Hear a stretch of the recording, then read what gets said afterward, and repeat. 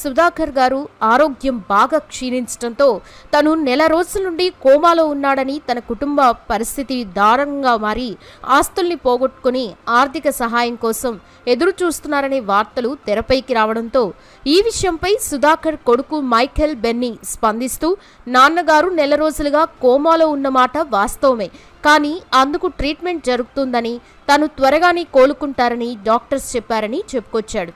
అంతేకాకుండా తాము ఆర్థికంగా సతమతమవుతున్న విషయం నిజమేనని, కానీ తినడానికి తిండి లేని స్థితికి ఇంకా చేరుకోలేదని, అలా తన తండ్రి ట్రీట్మెంట్కి డబ్బులు లేకపోవడంతో ఆర్థిక సహాయం కోసం ఎదురు చూస్తున్నామని చెప్పడంతో ఇప్పుడు బెన్నీ వ్యాఖ్యలు అన్ని చోట్ల హల్చలవుతున్నాయి. అసలు స్టార్ కమెడియన్గా ఉన్న సుధాకర్ కొడుక్కి సినిమాల్లో ఎందుకు అవకాశాలు రావట్లేదు?